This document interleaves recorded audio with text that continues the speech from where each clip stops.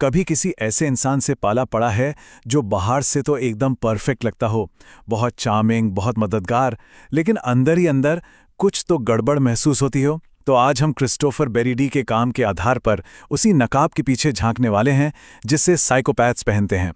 ये सिर्फ एक लाइन नहीं है, समझिए ये एक चेतावनी है। ये उस एहसास को बयां करती है जब किसी ऐसे इंसान को देखा जाए जिसकी आंखों में कोई रूह ही न हो। साइकोपैथ के मन को समझने की ये हमारी पहली झलक है। देखिए, साइकोपैथ के बारे में सबसे डरावनी बात पता है क्या है? वो ये है कि वे बिल्कुल हम जैसे ही दिखते हैं। वो हमारे बीच रहते हैं, काम करते हैं और एकदम नॉर्मल होने का एक शानदार नकाब पहनकर घूमते हैं। और ये कोई बुरी आदत नहीं है, ये उनके दिमाग के काम करने का तरीका है। वो किसी का दुख या दर्द महसूस नहीं कर सकते, लेकिन हाँ, उसकी नकल करने में उस्ताद होते हैं। और यही बात उन्हें बेहद खतरनाक बनाती है। जरा सोचिए, ऑफिस में कोई नया शख्स आता है, वो बहुत चार्मिंग है, मददगार है और हर कोई उसे पसंद करने लगता है। लेकिन पर्दे के पीछे वो चुपचाप हर किसी के भरोसे और उनकी कमजोरियों का फायदा उठा रहा होता है। बस यही है समझदारी का नकाब। ये स्लाइड दिखाती है कि वो दुनिया को देखते कैसे हैं। उनके खेल में लोग सिर्फ मोहरे हैं। एक बार जब किसी से काम निकल गया तो उसे बिना सोचे समझे साइड में फेंक दिया जाता है। तो सवाल ये है कि वो इस निकाब को बनाए कैसे रखते हैं।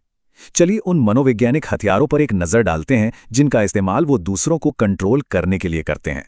ये कोई एक झटके में होने वाला हमला नहीं है, नहीं, ये एक बहुत धीमी सोची समझी चाल होती है। पहले वो भरोसा जीतते हैं और फिर धीरे धीरे आत्मविश्वास को तब तक तोड़ते रहते हैं जब तक कि इंसान पूरी तरह से उनके कंट्रोल में ना आ जाए। ये सिर्फ झूठ बोलना नहीं है, ये तो पूरी की पूरी सच्चाई को ही बदलने का खेल है। वो ये यकीन दिला देंगे कि कोई पागल हो रहा है, जबकि असल में सारी डोरियां उन्हीं के हाथ में होती हैं। पहला कदम, वो किसी की दुनिया में आते हैं और सबसे भरोसेमंद इंसान बन जाते हैं। फिर वो धीरे धीरे याददाश्त पर सवाल उठाना शुरू करते हैं, कुछ ज्यादा ही सोच रहे हो या ऐसा तो कभी हुआ ही नहीं। और इससे पहले कि कुछ पता चले, उन्होंने आपकी सच्चाई को अपनी सच्चाई से बदल दिया होता है। अब चलते हैं उनके दिमाग के सबसे ज्यादा परेशान कर देने वाले हिस्से की तरफ, मतलब अपराध बोध या सहानुभूति का पूरी तरह से गायब होना।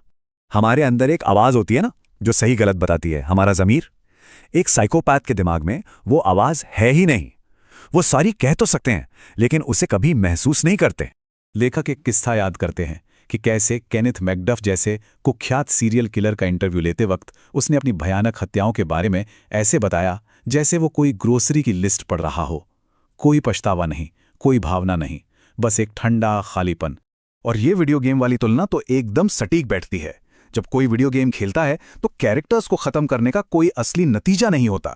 एक साइकोपैथ के लिए भी असल जिंदगी में लोगों को चोट पहुंचाने का कोई भावनात्मक नतीजा नहीं होता है। साइकोपैथ और वैशी, दो शब्द जो अक्सर एक दूसरे की जगह इस्तेमाल हो जाते हैं, लेकिन ये दो बहुत ही अलग तरह के राक्षसों के बारे में बताते हैं। समझिए, साइकोपैथ एक शिकारी की तरह है जो सब्र के साथ अपना जाल बिछाता है, जबकि दहशी एक बेकाबू जानवर जैसा है जो बिना सोचे समझे हमला करता है। दोनों ही घातक हैं, लेकिन उनकी स्ट्रैटेजी और दिमाग बिल्कुल अलग हैं।